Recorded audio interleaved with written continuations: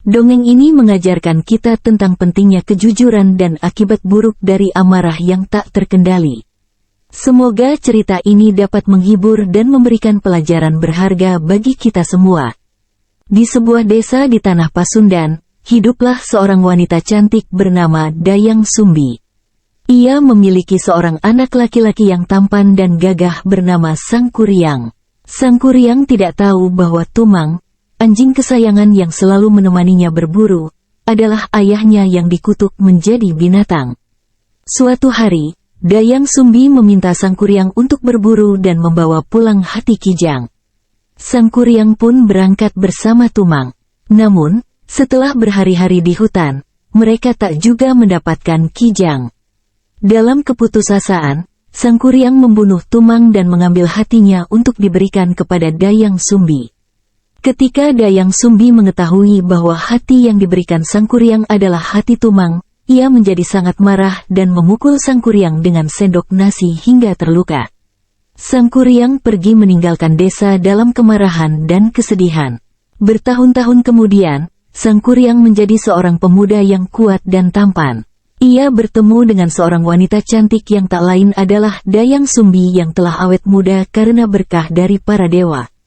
Mereka jatuh cinta, namun Dayang Sumbi menyadari bahwa Sangkuriang adalah anaknya ketika melihat bekas luka di kepalanya. Untuk menghindari pernikahan terlarang, Dayang Sumbi meminta Sangkuriang untuk membuatkan danau dan perahu dalam waktu semalam sebagai syarat pernikahan mereka. Sangkuriang setuju dan hampir menyelesaikan tugas tersebut dengan bantuan makhluk gaib. Namun, Dayang Sumbi mengakali Sangkuriang dengan membuatnya berpikir bahwa fajar telah tiba lebih awal. Sangkuriang yang merasa ditipu, marah dan menendang perahu yang hampir selesai dibuatnya. Perahu itu terbalik dan menjadi gunung Tangkuban Perahu, sedangkan danau yang dibuat Sangkuriang menjadi Danau Bandung. Setelah kejadian itu, Sangkuriang mengembara ke berbagai daerah. Di lereng Gunung Gede, Sangkuriang bertemu dengan seorang pertapa yang memberinya wejangan tentang kehidupan. Pertapa itu mengajarkan Sangkuriang tentang pentingnya kesabaran dan kebijaksanaan. Sangkuriang melanjutkan perjalanannya ke pantai selatan Jawa, di mana ia bertarung dengan makhluk laut raksasa. Dengan keberanian dan kekuatannya, ia berhasil mengalahkan makhluk itu dan mendapatkan mutiara ajaib. Di sebuah desa di Jawa Tengah, Sangkuriang jatuh cinta dengan seorang gadis desa yang cantik. Namun, cintanya tidak berbalas karena gadis itu sudah bertunangan dengan pemuda lain. Sangkuriang tidak putus asa, ia berlayar ke timur dan menemukan sebuah pulau yang belum pernah dijamah manusia. Di sana, ia membangun sebuah kerajaan kecil dan menjadi raja yang adil dan bijaksana. Suatu hari, kerajaan Sangkuriang diserang oleh kelompok perompak. Dengan strategi yang cerdik, Sangkuriang berhasil mengusir mereka dan menyelamatkan rakyatnya. Sangkuriang kemudian bertemu dengan seorang wanita tua yang ternyata adalah seorang dewi. Dewi itu memberinya ramuan yang dapat mengembalikan ingatan tentang masa lalunya. Setelah meminum ramuan itu, Sangkuriang teringat akan semua yang terjadi antara dirinya dan Dayang Sumbi.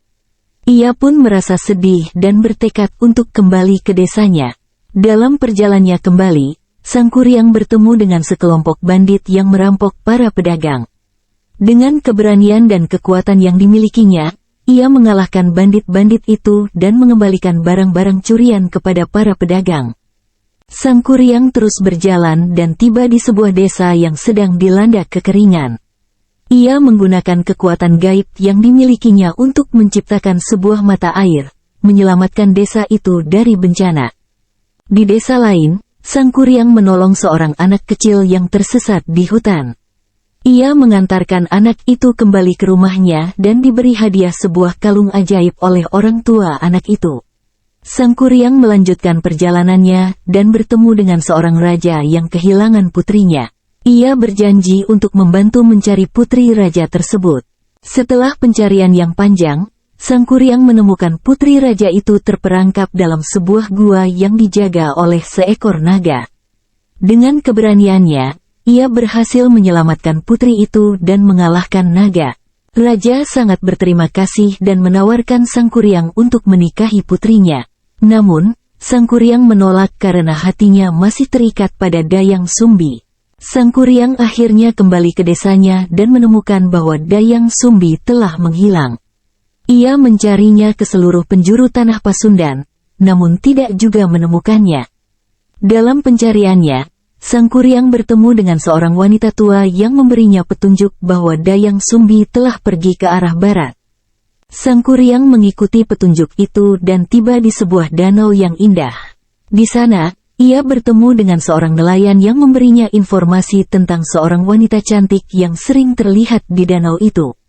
Sang Kuryang menunggu di danau itu selama beberapa hari hingga akhirnya Dayang Sumbi muncul. Ia menghampirinya dan memohon maaf atas segala kesalahannya. Dayang Sumbi terharu dengan penyesalan Sang Kuryang dan memaafkannya. Mereka berdua menghabiskan waktu bersama di tepi danau, berbagi cerita dan kenangan.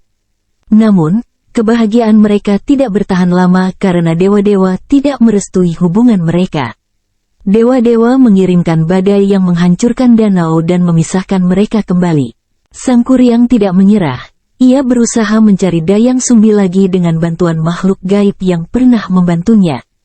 Dengan bantuan makhluk gaib, Sang Kuryang berhasil menemukan Dayang Sumbi yang terjebak dalam sebuah gua yang runtuh akibat badai.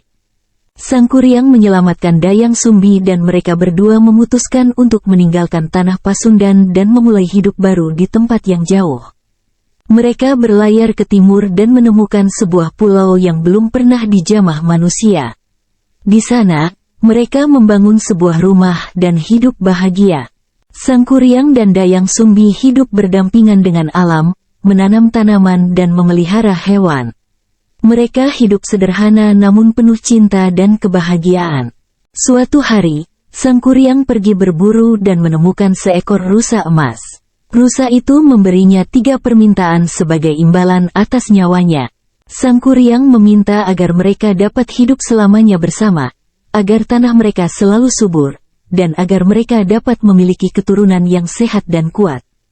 Rusa emas mengabulkan permintaan Sang Kuryang dan sejak saat itu, tanah mereka menjadi sangat subur dan mereka diberkati dengan banyak anak.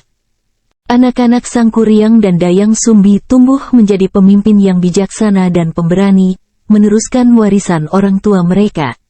Sang Kuryang dan Dayang Sumbi akhirnya menjadi legenda di pulau itu, dihormati dan dicintai oleh semua orang. Kisah Sang Kuryang dan Dayang Sumbi menjadi cerita yang diceritakan dari generasi ke generasi, menginspirasi banyak orang tentang cinta, keberanian, dan kebijaksanaan.